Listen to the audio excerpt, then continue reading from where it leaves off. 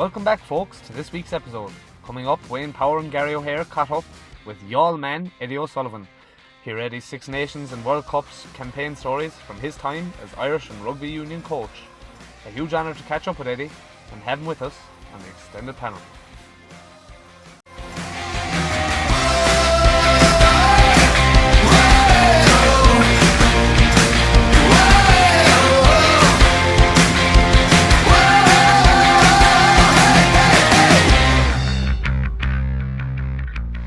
Welcome back to the second part of the extended panel. Joining us tonight, we have former Ireland international rugby coach Eddie O'Sullivan. Eddie, thanks a million for taking the time to come on our show and to share with us some of your knowledge within the game of rugby and to have a look back over some of your career. No problem, lads. Look forward to it. Also joining me tonight, I have friend and colleague of the extended panel, Garry O'Hare. Garry, you're very welcome to tonight's episode, and I know as a rugby player and coach, you must be extremely excited with tonight's guest. Cheers, Wayne. Great to have Eddie on the show with us this evening. Really looking forward to this interview now. Yeah. Hope you feel the same at the end, lads. I'll be brilliant. Go on, let's go then. Let's go. I suppose as we get started, so Eddie, as we enter phase 2 in the current climate, which is COVID-19, things are starting to return to a bit of normality. But how have you been finding it during this time? It's very weird because, you know, there's no real sport on, and I love sport, and wherever still there's no rugby on, you know. So it's kind of, you can only watch the best moments of any sport for 10 days, and then you've seen them so many times. So, yeah, it's a weird old time, you know, but I think hopefully things will open up, but I think there's a lot of problems ahead. Having said that, whether it's rugby or soccer or whatever, everyone's got their problems. There's the whole problem around managing the COVID-19. We still don't know where we are with that. We try, and then there's the whole, I think it's a huge financial disaster at the moment looming for rugby, which has got a fairly dysfunctional financial model around the world anyway, is even in more trouble, I think, than some other things, you know. Yeah, exactly. Yeah, it's very difficult times ahead with the current climate, that's for sure. But look, we'll make the most of it as we're slowly getting back to normality anyway. So just to start off, so you're from Youghal originally, Eddie, a beautiful seaside resort town in Cork. Could you tell us a bit about your time there, from playing rugby and also being involved in the GAA during your youth? Well, I grew up in Youghal, in Dominic Collins, right when I was just right in the middle of the town, and there was a really young estate where we all lived. There was lots of kids, I'd say, under the age of probably 10 even at the time when I moved in there, because it's a new estate. And there was a green area nearby, which was turned out, now there's two green areas. One was now a car park, and the other, Youghal carpets built on it. But we used to play soccer there for hours and hours and hours every night. It'd be like 30 a side, like, it was great crack, you know. And so I grew up like that, you know. We played a bit of GAA, and I was lucky in Youghal, they had the rugby club, and there was a guy called Brendan Kelly and a guy called Brendan Murphy, and they were in the Hogan brothers, that they started an underage section in Youghal rugby. Because I went to the CBS in Youghal, which was really no rugby, it was a GAA school.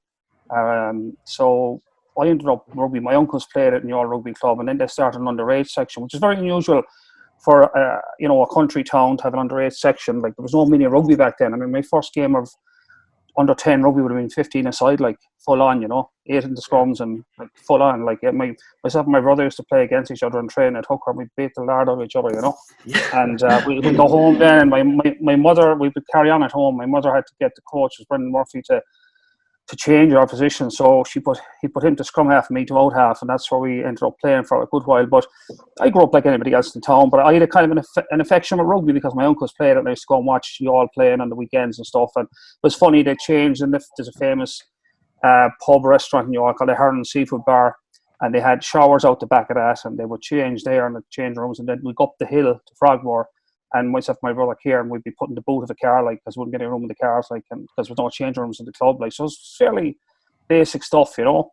Yeah. But so I played Gaelic football, I played soccer, but I ended up kind of focusing on rugby because I got banned from playing Gaelic, because back in the day, historically, you couldn't play foreign sports like if you played GAA. So I think I was about 10 at the time, and I played a soccer match for Youghal down in Lismore on a Sunday, and another lad and myself, we were called into the principal's office in the CBS Monday morning. He said to us, "Did you play a soccer match yesterday?" Sure, naively enough, we said yes. So we were banned from playing in the football leagues in the school, you know. So even then, like, it was gas, you know. So I kind of gravitated to rugby then. So it's strange enough, but that's how I kind of followed rugby more than anything. But I still love playing Gaelic and soccer, you know. But rugby would have been my first love then, you know. Yes, that's incredible. Eddie, when your days in Thomond College where you were studying PE, was that always the career option you wanted to go within sport? Yeah, I suppose. Yeah, we hadn't a lot of career guidance in the CBS and all. There was a cardboard box on the window with a lot of I suppose that they were basically piece of paper telling you where you could go if you want to study, you know, architecture, if you want to study this, if you want to study that. So there was no career guidance teacher. So I remember rooting through it one day, and I saw a PE course in a place called Thomond College, which is now UL, obviously. Back then it was Thomond College, and I applied for it, and I was lucky to get in. Now, that time, it was a very small college, only about 200 students. They took 50 students a year. It was a 4-year course, and it was hard to get into it. You had to get pretty good leaving cert, and then you had to do an interview, and there was all sorts of physical tests and everything. So I managed to squeak through on that, and that's how I ended up. But the funny thing about that is you were a teacher. You're always going to be a teacher, though, once you won there. You know, if you went to UCC and you did whatever, you did art, you didn't know whether you were going to be a teacher or not. But once you went at home, and you're always going to be a teacher. So I knew that, and I wanted to be a teacher, and I wanted to teach sports. So it was a great combination for me. So that's how I ended up going in that particular direction. Oh, brilliant. And while you were there, you also played for Garry during that period. Can you give us some insight into how big club rugby in Limerick was during them times? Like, I'd often look back and see pictures from those days. Yeah. Attendance was unbelievable compared to now. Like, yeah, well, you see, I was playing in Youghal. I used to go home every weekend and play in Youghal, but a guy was in college with me at the time was Tony Ward. He was a couple of years ahead of me in college, and I got to know him, and we played a few games for the college together on a Wednesday afternoon, like friendly games and stuff. And he brought me out to Garry at the end of the season for a sevens tournament, and I played really well, and the club asked me to join. So I remember telling Youghal at the start of my 97 or 78, 79 season that I was going to join Garry, and they were delighted. Like, they saw that as a promotion for me. So I went to Garry, but there was no Ireland League then. There was no AIL. It was just club rugby. And you could only, you know, it's weird to think about it, but you could end up with probably a maximum of 6 or 7 competitive games a year. Like, there was the Munster Senior League, and you played, I think, 3 or 4 matches in that, and then you were in the final or you weren't. And then the Munster Senior Cup was the other big tournament, and it depended where if you got knocked out in the first round, that was the end of your season. So your rugby season could be over at the end of February, you know, if you're knocked out in the first round. So there was no AIL, but for whatever reason, Garry always had a good footprint in rugby in Limerick, and Shannon had got very strong, and young Munsters had got very strong, and Cork Con were probably the torch carriers in Cork, you know. So the Munster Senior Cup was a big deal back then. I remember playing, and particularly if 2 Limerick teams went at it. So it wouldn't be unusual to play a Munster Senior Cup match in Thomond Park. They were always playing in either Thomond Park or Musgrave Park. And you'd easily have 5,000 or 6,000 pushed in there, you know. And that's the old stadium now, where 5,000 or 6,000 was pretty much topped out, you know. So yeah, Limerick was always that kind of interest in the game. It was the first sport in the city. Now Limerick hurling was important. I mean, I think Limerick City is a sporting town, if you think about it. They had a League of Ireland soccer team. They had a pretty decent hurling team always historically. Even if they haven't won a lot over the last 30 years, they've always had a footprint in hurling. And then rugby, obviously. And then when the IL kicked off, the Limerick and Munster teams, in fairness, embraced it. And a lot of the Dublin teams, you know, didn't get it for a few years. So I think for the first, I don't know how many years, 7, 8, 9, 10 years of the IL, the IL never left Munster. Like, Cork Con won a few of them, Garry won a few, Shannon won a few. But funny thing about your season then is when you weren't playing, we say in the Munster Senior League, which was only a handful of games, or the Munster Senior Cup, all your other fixtures were friendlies outside the province. So you'd play teams like Lansdowne, Wanderers, Ballymena, Bangor, you know, you play Galwegians, and every year you'd have a fixture, and every other year, like, you play them at home this year, play them away the next year. So that's how the game went that time. But even in that time when it was very amateur and, you know, very little coverage, except in the newspapers, Limerick rugby was very strong, and that's probably what stood Limerick in the AIL. And I would say categorically that when Munster started to come strong at the very start, you know, of the professional era, it was built on the strength of the Munster teams in the AIL, like the Shannons. If you look at Shannon and Cork Con and Garry they were all supplying, and young Munster supplying players into the national team. at the time, and Munster were basically built on, mainly those teams in Munster. So if you think about it, the AIL was the foundation of Munster rugby, getting to where it is today, whether you like it or not. Yeah, and just do you ever think, Eddie, that the All-Ireland League will get as big as what it was in those times? Like, the quality of the game is excellent now. Unfortunately, that ship has sailed. I remember I was coaching Blackrock College in the 90s, and I remember the AIL was the only show in town. I remember Sky Sports showed our game live one Saturday from Stradbrook, and it was shown all over Europe. If you could watch it anywhere. And we played young Munsters who I think at that stage may have had won the IL at that stage, or were really a strong team. They're about 5 or 6 in the Munster team, and it was huge. Like it was a big deal. I remember going to Shannon one day for an AIL match in Towin Park, and there was about 7,000 at the game, and it really was. But once the game went professional, because back then clubs used to get reasonably decent. I remember I coached Buccaneers as well when the AIL was pretty big, and remember the Buccaneers had Bus Ireland on their jersey, or was it? Yeah, it was the Irish bus company, and there was a row one time because there was so many different companies wanted to get on the Buccaneers jersey because they were getting so much exposure. But once the game went professional, all that sponsorship money moved up into the professional game, and the clubs really just kind of got left in the dust. And the IL then became less and less important. It was downgraded, really. And I remember one time I was assistant coach to Ireland, and this is as recently as 2000, going to see Gervin Dempsey play for Terranure on a Sunday, coming back from an injury. And the decision whether he'd play for Ireland the next weekend was based on that. So even then, you're talking 20 years ago, the IL had a footprint. But, the game has left it behind. And I think the RFU made a strategic decision as well, that the clubs weren't that important in the professional game, and they built the academies, built everything around the academies. I think that was a mistake, and they're still trying to wrestle with that whole thing of the interface between the club and the professional game, and they haven't solved it yet. But I think that was a mistake 20 years ago. They should have kept the clubs more directly involved and connected with the game.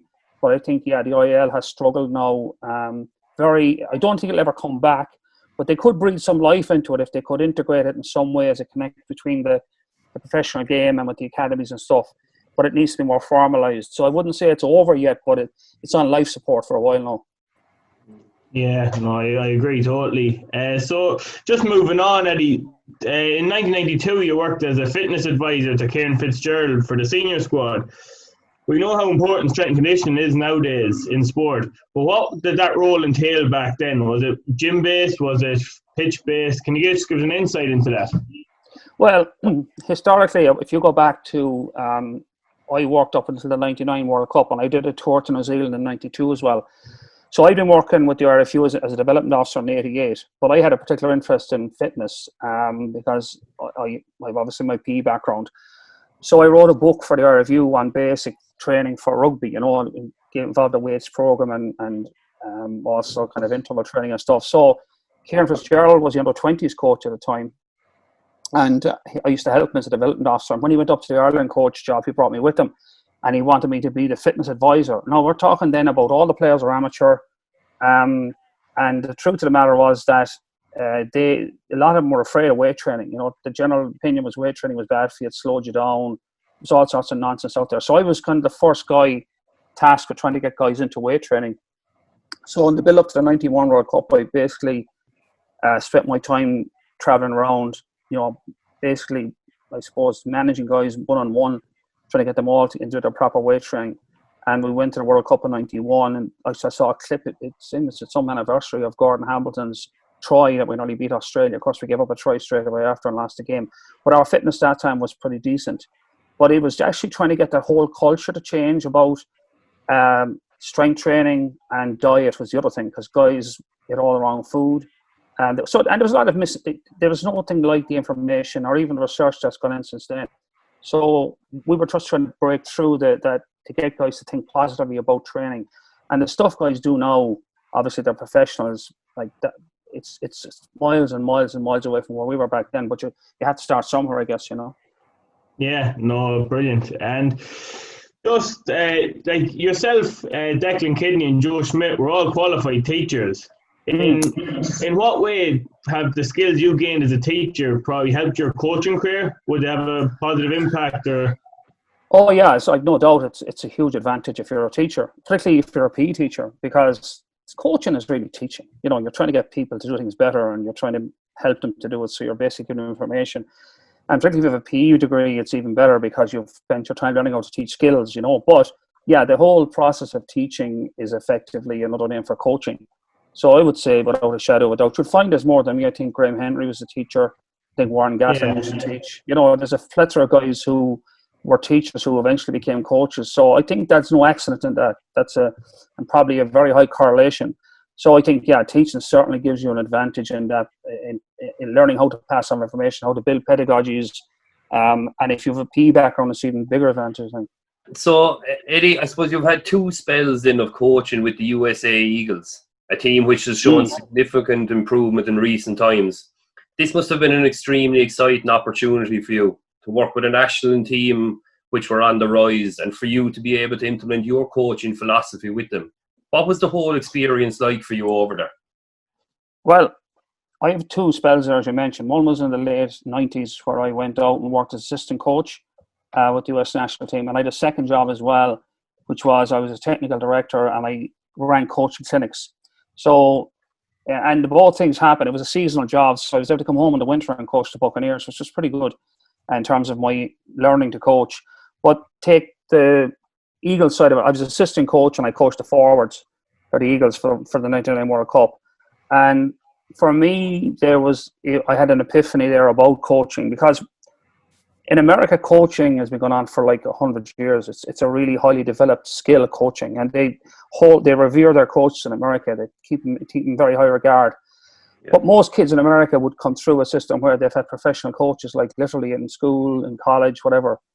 And their systems of coaching are different than ours, although we're adapting them more.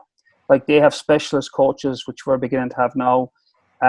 Players are very good. They are taking on information from a number of different people. Like my first kind of light bulb moment, I was over in Cal Berkeley watching the football team training, and they were doing a drill where they had a snap and a throw, a passing play, and then it stopped. There was nothing after it. It was just a setup.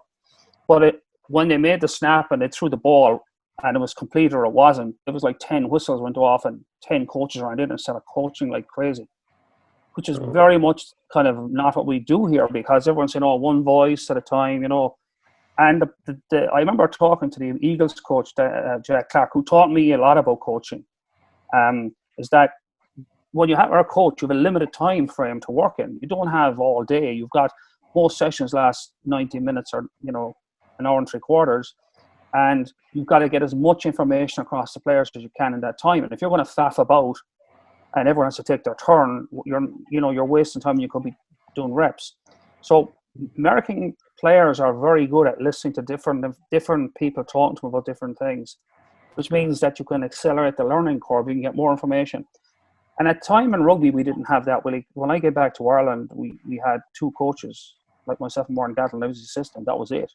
We had a manager, we had a doctor, we had a physio, and kind of outside that, you'd have to think it was kind of low key really, and it was professional. I remember the first thing I did when I became coaches, we went from a staff of about 5 or 6 to a staff of 15, and that wasn't just to have more people around, because we got a kicking coach, we got a defense coach, we got a forwards coach, we got a skills coach for the break. Like, we just built our team. And the idea is that you take the athlete and you give them the best chance they can have to perform at the peak of their ability every time. And you're constantly doing that. And the only way to do that is to get lots of information to them quickly, and you need specialised people to do that. So the guy who had started that before me, to his credit, has been Clive Woodward. He saw that as well. So Clive was introducing that. He was the first guy to put a defence coach into England. So they're all American concepts of having specialist coaches who focus on one area and are ultra efficient at delivering information to a player in that area. And the other thing was video analysis. Like, actually, I was lucky. I had a guy called Mervyn Murphy who worked with me for years and still worked with Ireland up to recently. I think he might have finished after the World Cup. And we built a capacity to measure players' performances based on their moments, and we give players feedback, and we could And that all goes into sports psychology then, because you can set goals, performance goals based on that information. So what you were doing really is trying to give guys the best chance to get the best performance of their lives every time they play it. And that's what American sport does. It's very good at refining what's necessary. So I learned the whole principle of that in America. And then I tried to bring that into rugby in my own domain. I tried to build it where I was coaching. And so, yeah, America had a huge influence on me. That was back in 99. So when I came back to Ireland, now when I went back, and my second ideation was for the World Cup in 2011. I went back in 2009, and I was a head coach. Probably again in America, it's a different situation. You're talking about all amateur players, and really nothing. When I was the assistant coach in '99, and you fast forward, 10 or 11 years, nothing had changed in America. You still had amateur players. You had a handful of guys playing in England or wherever in France, but most of them were guys holding down jobs, and some of them put their life on hold to go to the World Cup. Like they didn't take career jobs; they just worked. And then when they came to camp, they took time off. Some of them had families. And they paid a per diem for coming to camp, but they had no salary coming in. And then when you went to go to a World Cup, that was their goal. And then when the World Cup was over, they probably retired and went on with their lives. These are all amateur guys. So the thing that struck me about America as well, these guys were incredibly easy to coach. They were so hungry, and they were very, very easy to motivate. They wanted to perform as the best they could for their country. So the one advantage you had when you played a professional team was, well, the disadvantage that you weren't professional, but you had was these guys were just so hungry to perform for their country and to do the best they could, and they were so easy to coach. So that was completely different. And you didn't. All my staff were part-timers. They lived in parts of America. So it was just. But I knew. I have to say, my experience in '99 meant that I went into 2009 with a much clearer picture of what was required. I didn't have any. I mean, Scott Johnson was the coach before me, but he was only coach for 6 months because I think his head almost exploded when he went in there, coming from a fully professional operation, that he found it very hard to adapt. I knew going in what I was facing, so I was equipped from my previous experience. But I loved it because it was so different, and the energy was so good there, and these guys were so motivated. They were fantastic guys to work with. I loved working with them, but it was a different thing. And I must say, yeah, I wouldn't give that experience away for anything on both of them in the 90s, and because it formed my coaching philosophy. And in 2009, that to work for that World Cup was brilliant. I really enjoyed it. I suppose you just kind of mentioned it there a minute ago, Eddie, about being technical director while you're in USA as well. How much added, I suppose, demands did that put on your position? Do you know, while you were over there? Like was it a very busy schedule? Yeah, it was. No, it was seasonal work. So you work from kind of April right through to September, and it was very busy. But what you were doing effectively is, and at the time I'd work with George Hook for some of that, because what we were trying to do was build a coaching program in the US. So that was about educating coaches. So you flew into a different city every weekend, you ran a clinic, and we built up what they call a level 1, level 2, level 3 coaching standards. And people came, and again, it's such an unusual. I remember giving a coaching clinic in Dallas once. And I flew into Dallas on a Friday. You'd usually get in there lunchtime. Then you'd have a theory session on a Friday night. And then on Saturday, you'd do theory. You'd be on the field on Saturday afternoon. And then Sunday, you'd do Sunday morning again. And then people would go back home. And I remember talking to a guy who'd come, and he had driven from Los Angeles to Dallas. So he was been in a car for 4 days to come to the clinic because he just wanted to get his coaching badge. And I said, geez, that's a lot of pressure on me to make sure he didn't waste his time, Yeah. So that was the kind of commitment you came across. And that was a different job. And I really enjoyed that as well. We're kind of building a coach accreditation system that they needed so that people could come and learn. And the thing about America was that it's changed now to an extent, but a lot of people that would play rugby, especially the men, they would have played NFL or played football in high school. And they pick up a lot of bad habits in contact. They habitually put their head in front in the tackle because that's how you tackle in football with your helmet. Put your helmet in front. Yeah. So one of the things we had to put a lot of time into was teaching people how to tackle properly, so they weren't going to get their bell rung every time they made a tackle.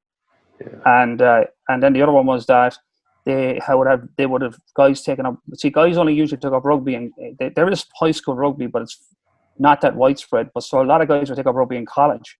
So they're 19, 20, never been in a scrum before. So when you're coaching coaches to coach them. So we had to do a lot of safety work. It's how do you teach somebody what to do when a scrum collapses?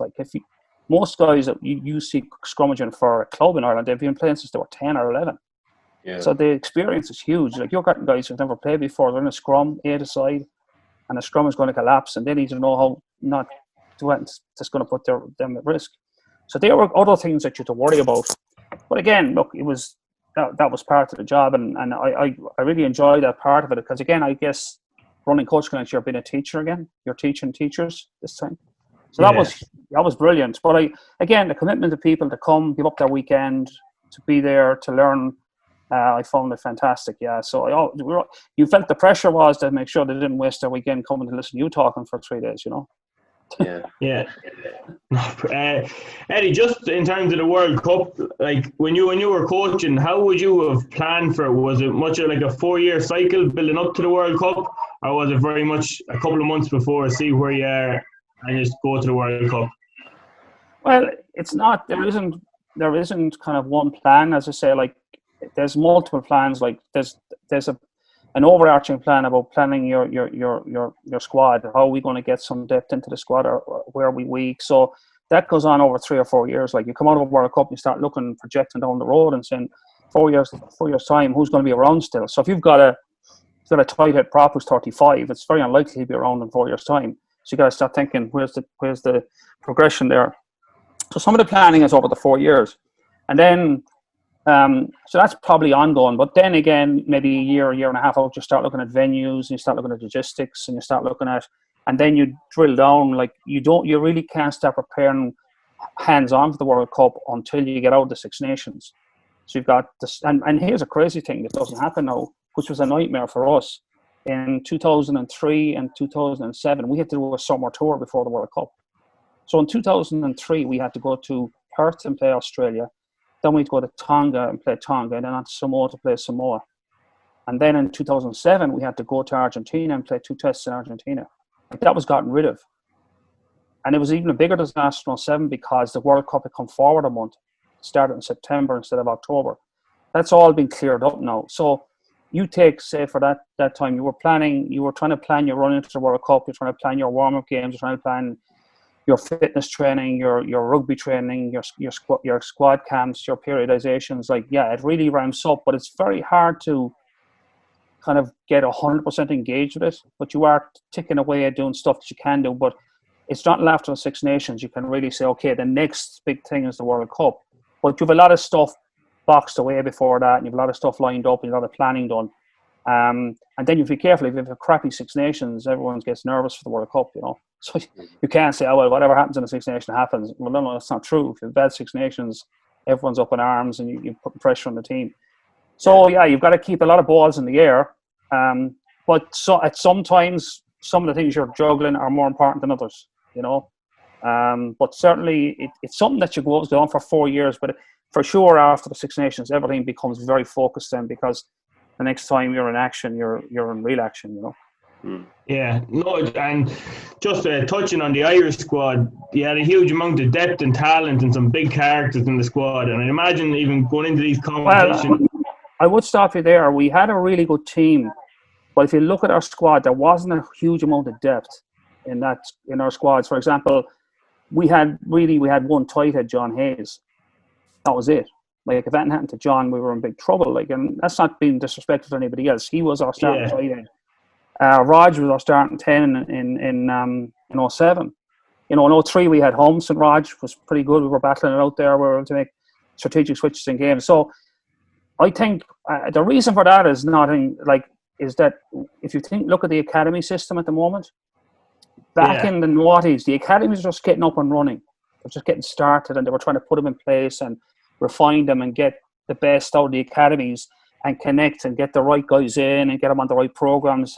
Like, I was down in Cork there to start the Six Nations to see. I was covering I think maybe the Italy game or something before the COVID, and I was looking at the Ireland team playing Italy. Like, and Jesus, they're huge men, the Irish lads. Like, they could play international in the morning. When I coached the under-20s back in '99, I was the under-20s coach. Fellas, you'd look at them and they know they got out of school last week. You know what I mean? So the academy system in the noughties wasn't firing on all cylinders. It was building towards that. So that's been a big thing that's changed, is that the caliber of guys coming through the academies is now much better. They're much more physically developed. They're much more mentally tough, and they know how to on a big occasion, and their skill set's better. So I think there's genuinely more depth now, and that's for the simple reason of all the work that's been done in the provinces and the academies, and by the IRFU. And that's not said often enough, but I think that's been a big change for Ireland. And when you have that sort of depth, we had a little bit of depth, let's be honest, but it wasn't the same level of depth that you would have now. And that's because, for no other reason, it wasn't anybody's fault. It was just that we weren't as developed in our academies. Our academy system wasn't as streamlined and as efficient. They were just finding their feet. And I think that is an important difference to point out, to be honest. Yeah, I know that's fair. That's a fair point. And just with the trainings, obviously leading into these big competitions, and there's obviously a lot of competition for places up for grabs. How would you control it if it boiled over? Would you kind of leave it to the players, or would you kind of settle it down? Well, you had to manage that space because you didn't go out every day and kick the lard out of each other because wasn't much value in that. But you would let the dogs out probably once a week, and if you came off a bad performance, you might leave more dogs out. But you do that early in the week, and sometimes that'd boil over. But to be fair to the guys, they knew. They monitored that themselves. Not saying there wasn't been the odd bust up, but the players would manage it, and then they'd shame the two guys who got into it, for doing something that's stupid. But yeah, because guys wanted to train hard. They knew what they were trying to do, and sometimes they knew it would boil over. Somebody might be hit late in the tackle and they'd react, but there was never any issue. I just think it's just part and parcel of the game, and I didn't ever worry about it. They knew, tell them the dogs are out today, and they'd get on with it. And if something boiled over, they'd be giving the guys stick on the bus going home for letting it happen, and we'd move on. It was all part of making sure we got everything right for next Saturday. That was what it was all about. When you're in camp, you have a game on a Saturday, nothing else matters. Believe it, you're in a tunnel, and it doesn't end until you walk get on the bus to leave the stadium after the game. Eddie, as a head coach on match days, what's your role exactly? Is it a case of the work is done during the week and it's on to the players to get their own heads right, and you take a step back, or do you try and build a team up? Well, you have a role. You can't disappear, What I would say, the general rule I used to play, which is hard, is shut up as much as possible, because guys, you can't play the game for the guys. You stay in touch with them. What I would do is you would normally... Our routine in the mornings was, depending on the kickoff time in the game, won't get into that in too much detail, but you would basically, before your pre-match meeting, we would go and the lads would throw some darts at the line out, and the backs would run around doing nothing. Then we come back to our, we grab our lunch, and then guys would get ready, we come down with the team meeting. I'd speak at the team meeting. And the players would have had a meeting the night before, a captain's meeting. I'd never go to the captain's meeting the night before. I never engaged in that. I let the captain take that meeting. So that I'd speak at that meeting, and then we get on the bus and go to the stadium, and then I'd stay out of their hair. Now, I might chat to guys, talk to Roger about the wind, or talk to somebody about something I need them to do. But it'd be one-on-one basis, or maybe encourage guys, say, listen, I can feel you're going to have a big one today and all this. So, but then the next time we'd address the team is before we left the changing room to go out in the field. And then again, I would leave the changing room and let them get the last bit themselves, that they had to really focus then. So you talk to them maybe twice, and you try to get a message across, but you try to really talk as little as you can, because you're only white noise at that point. And I always laugh. Someone used to say to me, he was like, what's the last thing you said to the team before you left the change room in Croke Park before you played England? And I'm going, geez, I haven't a clue.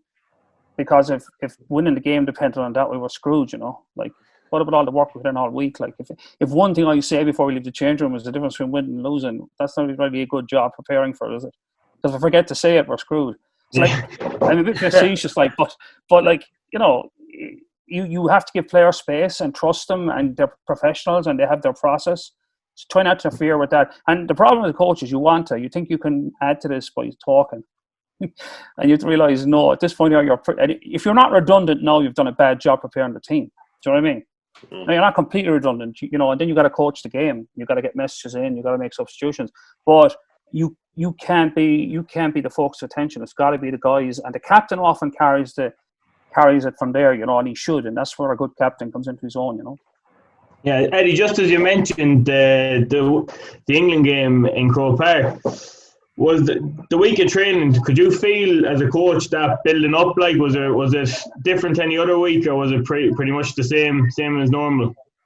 I know it wasn't the same as normal. I mean, I think we did a good job at keeping that at bay for as long as possible. But the week of that game, once we came in, then you began to realise the importance of the game and how big it was historically. And that's fine, but that brings pressure. So, you know, players are under enough pressure playing a test game, especially a Six Nations game, especially a Six Nations game at home. So there's enough pressure on a team on an average Saturday in a Six Nations game. Now, this is another mountain of pressure on them. So you're trying to make sure you deal with that, because pressure just usually breaks you down if you don't deal with it. So that was my big concern. And we had lost to France in the first game in the last minute. And I was worried that, and we started badly against France. We were kind of watching France play for like 10 minutes instead of just getting into them. And my big fear was we would stand off England and they'd get a lead up and we'd spend the day trying to reel them in. And, you know, we nearly reeled France in, but in the end we didn't. And so my concern was making a start in the game and keeping their foot on the pedal and all that pressure. So it's funny, you make it, for any game you make a list of things you want to do, and they're not nebulous things like, tackle hard. No, that means nothing. What you're talking about is that you set out kind of the what you call it, your victory conditions. If we do this, we do this, we do this, we do this. It could be like we want to do 95% of the line out. We want to do, 10, 15, 20 impact tackles, so on. So you can measure them, but you set out your stall, and usually there's 6 or 7 things, if we can do all these, it'll be a great performance. Now, you still might lose because the other team are actually very good as well. You could put in a performance against the All Blacks and still lose. You know what I mean? So, but you can only control your thing. So you win that performance. And often you come off after a game and you hit 4 or 5 of your goals and you still win. You got there anyway. And sometimes if you drop down to 2 or 3, you probably don't win. And if you do, you're lucky. So the thing about that game in Croke Park for me was when we finished that game, when I look back at it, it was we ticked every box. You don't always do it, but we ticked every box that day. We set out, we do this. We did everything we said we'd do. And for the team to do that under that much pressure, to me, was hugely gratifying for them, because they were under savage pressure, given the occasion, the pressure that not a Six Nations game, but against England in Croke Park, and they still got the job done with flying colours. There wasn't like that and they didn't do well. And for me, that's my memory of Croke Park, is the delivery of that performance by the team, given the pressure they were under. And for me, that's the most gratifying part of that. Yeah, and a fantastic victory for Ireland that day, that's for sure, Eddie, and one that long live. Well, I'd have taken 1-0 before the kickoff, but it went a bit better than that. That's for sure. I think we all would have. But I suppose, look, Eddie, just the last question I kind of have from you, right? And just to kind of get away from rugby now, just kind of what are your own personal hobbies and interests, like just that you do to maybe switch off from it all at times? Well, I try to, even when I was coaching, you have to switch off, because if you get sucked into the vortex. But I like things like, I like doing a bit of training. I've always trained PE background. I've always tried to do a bit of training. As you get older, that's harder, not because you don't want to, because bits start breaking down, like your shoulder gets sore, your hip gets sore. So, but you still keep it going. There's a guy who gave me one advice one time. He was the hook over it. It was the US Tommy Billups. He said, never get shut out. That means don't. No matter what it means, run up and down the stairs 10 times, don't get shut out, So that was the advice he gave. It was good advice. Always do something, even if it's only walking out to the gate 10 times, But anyway, so I always try and do a bit of that. And I like a bit of reading. And I watch sports, and I like watching debates and stuff like that. It's interesting enough. I enjoy people debating. There's plenty of that going on at the moment. But yeah, so they're the things that I do. And I keep to myself a lot. I'm not a huge social guy. I've never been the guy to go to the pub every week. And I live in a village, a small village in the west of Ireland. And I think, if I walked into the pub there, it'd be like a Western moment. Everyone would stop talking in the bar, who's the stranger in town. But I don't socialise out a lot. Now, if I'm in Dublin meeting friends, I love to have beer with my buddies. But it would be very rare for me, So, I tend to keep to myself, and I enjoy that, and I enjoy reading, and as I say, I enjoy doing a bit of a workout and stuff like that. But that's really the size of it. I still love coaching, though. Like I still love the I said, having the grass under your feet, rather than, like, I enjoy the television stuff. I enjoy doing the analysis, and I enjoy the punditry. But I think it's still the most enjoyable thing for me is standing in the mud coaching. Like, that's where I started, and I like that more than anything. So that opportunity has eluded me for a while now. But look, it's like being in the movies. You know, you can only act in a movie if you get a call. You know. Yeah, very good. That's the show. Very good. And finally, just for a bit of fun, right? We always finish off our show with a quick fire round of 10 short questions. So if you're up for it, we'll give it a go. Is that okay? Yeah, sure. Yeah, why not? Perfect. So, question 1. Favorite food? Wine and pasta. Why does the wine is first? Yeah. So if it's only one, the pasta goes. Very good. Favorite movie? Pulp Fiction. Very good. Favorite sport other than rugby? NFL. Excellent. Sport You know what hero. NFL stands for, don't you? Yeah. No. Not for long. Not for long. Tough business. Yeah. Tough business. Favorite sporting hero? Well, this will sound like I'm jumping on the bandwagon, but it's Michael Jordan, and I followed Jordan for years. I got to watch some of his iconic games in America in the 90s when he was at the peak of his powers, because I was living there, and I love Jordan for no reason as a performer, in that he always embraced pressure.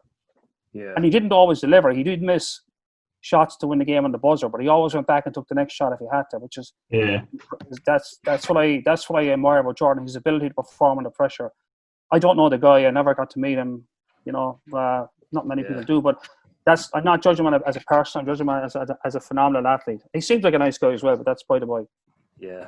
You were very impressed with The Last Stand, or have you got a chance to see it? Or yeah, I watched it. Yeah, it was very interesting insight, and I think it was interesting to see that he reviewed it. He, looking back at it, he might have changed his approach to dealing with guys. You know, he admits he was very hard on guys, and maybe there was times he was too hard on guys. But you could tell at the time in his head, like it's easy to play Monday morning quarterback, you know, when you look back on things, you know, there's plenty of those out there anyway. But I think retrospectively, he thought maybe he could have handled some situations differently. And he was, in the moment, he was probably too tough on guys. But look, as he said himself, look, that's where he was, and that's how he wanted to get the job done. So I respect that, you know. Very good. So, sorry, next question. So favorite band or music artist? Chris Isaak. Very good. Last book you've read? Sapiens, A Brief History of Humankind by Yuval Noah Harari. Wow.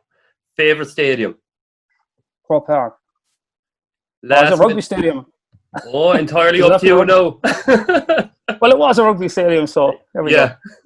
Perfect. Last minute try or last minute try saving tackle? Well, last minute try for me is Shaggy's try in Twickenham in 06, you know, for the Triple Crown. Yeah, unbelievable. The big stretch. Favorite sporting event you would like to attend?